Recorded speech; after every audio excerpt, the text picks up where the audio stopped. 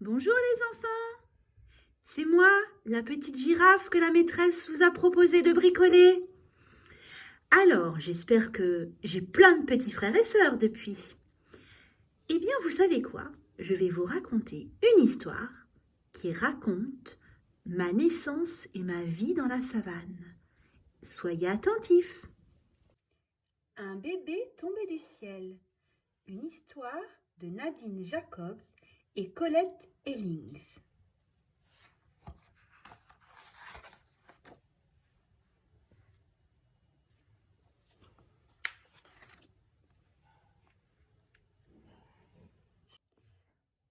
Dans la savane, tout semble immobile. Plus un bruit, plus un souffle. Le soleil inonde le paysage de sa chaleur. Les girafes ruminent l'énorme quantité de feuilles d'acacia et d'herbes qu'elles ont avalées. Soudain, Zirafa s'écarte du groupe.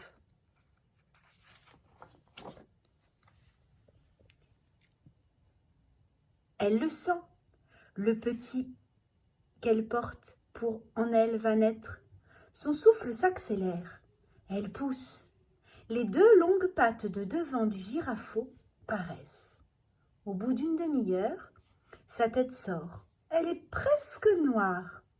Soudain, tout se précipite et, emporté par son poids, le girafeau fait sa chute de naissance. Il tombe de 2 mètres de haut et atterrit sur le sol. Zirafa se penche sur lui. Tout tremblant et humide, Azor veut soulever sa tête. Mais elle retombe aussitôt. Zirafa le lèche à grands coups de langue. Azor essaie encore. Que d'efforts! Enfin, il y parvient. Plusieurs girafes s'approchent pour voir le nouveau-né. Leurs amis inséparables, les pique-bœufs, sont aussi de la fête.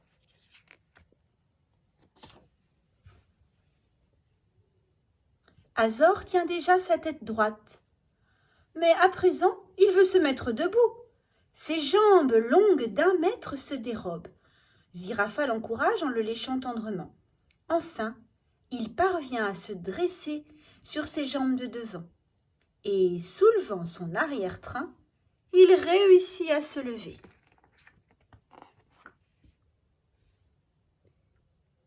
Après quelques instants, Azor se presse contre les jambes de sa mère et, titubant encore, du haut de ses 2 mètres, il réussit à atteindre la mamelle.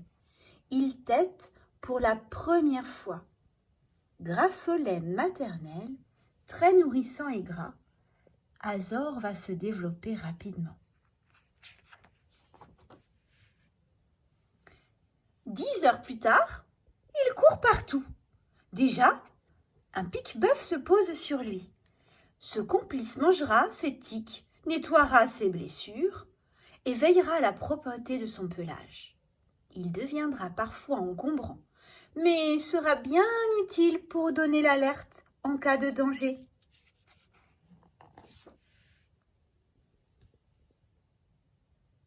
Le temps passe. Azor a 1 semaine. Zirafa le place dans la pouponnière, véritable repère secret, caché par un buisson et des arbres. Les petits girafeaux y sont groupés sous la surveillance des mamans, qui prennent chacune leur tour de garde. Azor se prélasse dans l'herbe. Sa mère vient l'allaiter 2 ou 3 fois par jour et le câline en lui léchant doucement la nuque.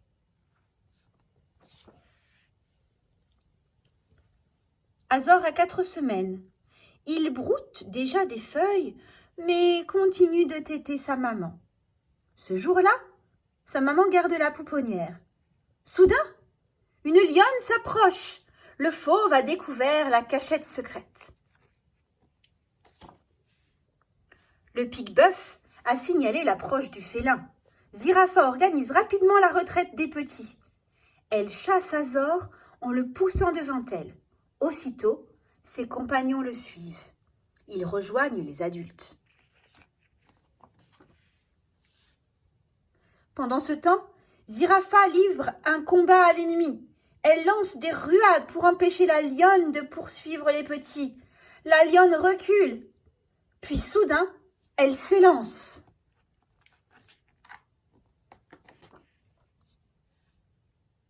Zirafa lui décoche une ruade si forte que la lionne, blessée, renonce au combat et s'en va.